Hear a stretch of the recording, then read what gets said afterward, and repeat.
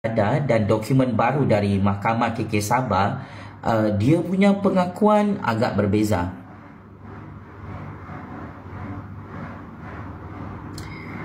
Dalam dokumen Rumah Biru, dia punya reason kenapa dia bangun jam 3 pagi, satu saja dia punya reason.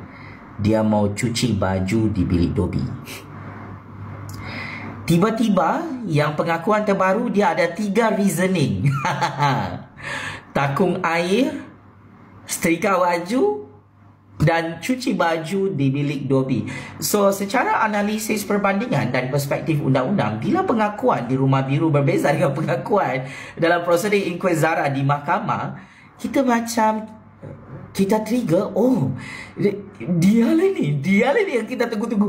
Orang ini, sebab dia saja yang tidak tidur jam 3 pagi, yang sepatutnya semua pelajar tidur. Selamat datang ke Suara Dunia, cerita di sebalik cerita. Dia mengaku dia tidak tidur. So, saya akan tunggu siapakah lagi pelajar lain yang akan mengaku dia tidak tidur jam 3 pagi. Ini kita kena tengok minggu depan, hari Selasa, Rabu, Khamis, Jumaat. So, statement bunga tai ayam tu berbeza dengan sebelum ini dia disiasat oleh Rumah Biru.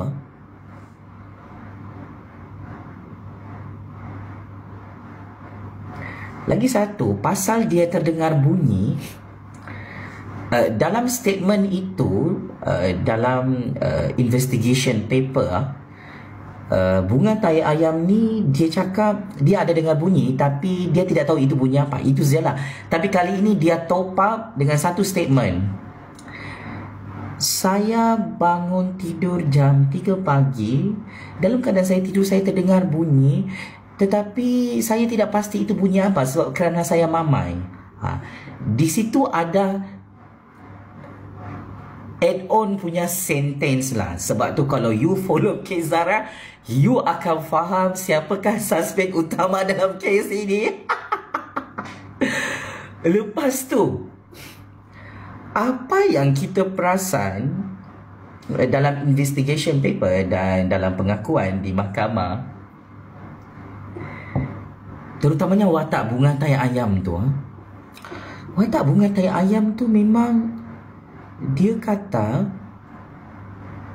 di mahkamah dia tidak kenal Zara dan dia tidak pernah berinteraksi dengan Zara. Persoalannya, di dalam investigation paper Rumah Biru, dia tidak ada cakap begitu tau. Kalau you baca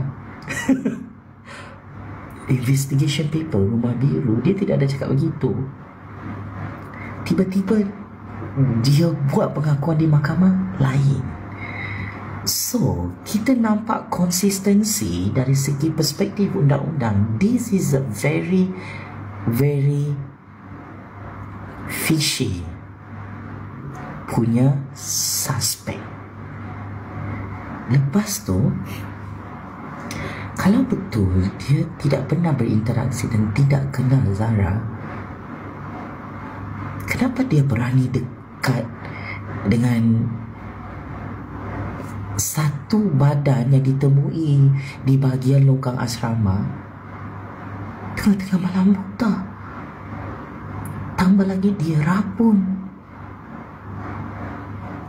Begitu. Jadi bila kita perhatikan cara dia bercakap depan hakim tu,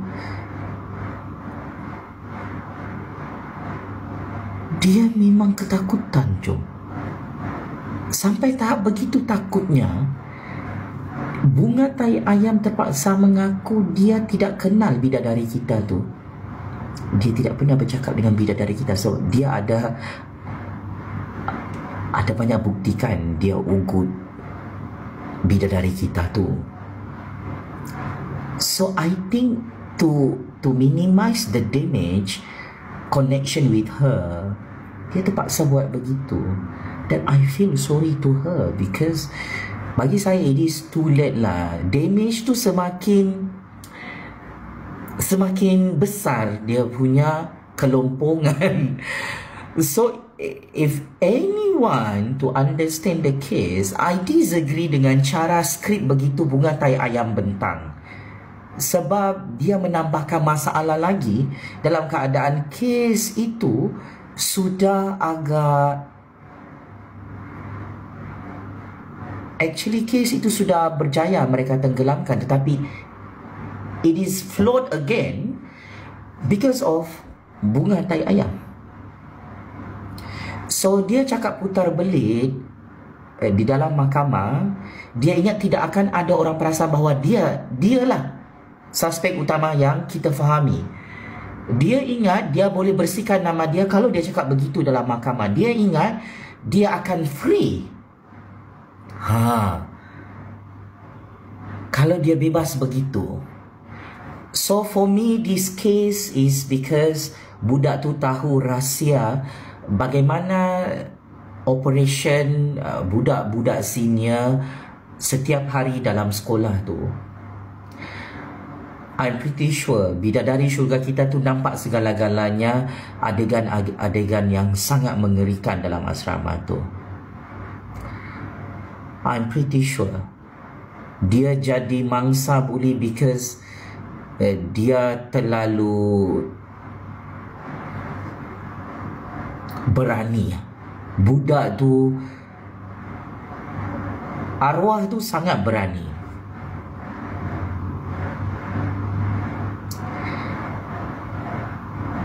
Dan kita dapat new secret information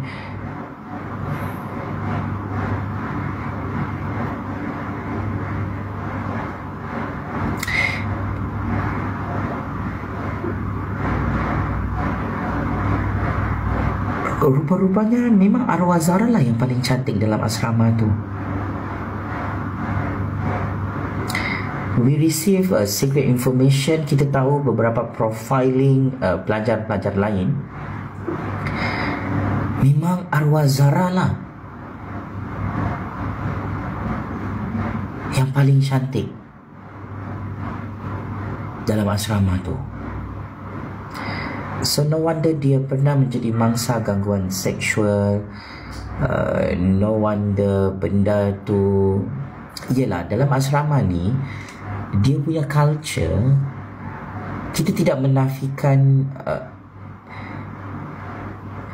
bila pelajar baru, lepas tu dia ada satu karakter yang bagus, dia ada muka, dan kau akan jadi target. Macam aku dulu, aku masuk asrama, aku dipeluk-peluk ya oleh pelajar-pelajar asrama tu. Dan waktu itu memang aku agak macam, memang kita macam, apa ni?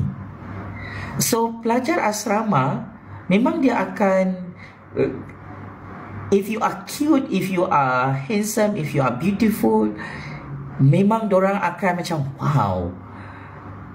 So dorang akan, yelah, close to you and touch you. Dan kadang-kadang dalam keadaan kau tidur pun dorang akan curi-curi cium kau. Itu memang cerita Bidadari Syurga Zara tu hampir sebiji dengan cerita saya.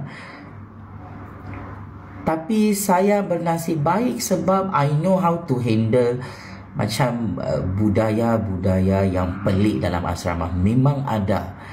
That's why I can understand the case very deep. Because kita cuba faham, is it memang sistem itu begitu? Sebab dia hampir sebiji dengan keadaan, ialah pengalaman saya tinggal asrama. Dan saya kira mungkin. Terima kasih kerana menonton Suara Dunia. Jangan lupa untuk subscribe. Kita jumpa dalam cerita yang seterusnya.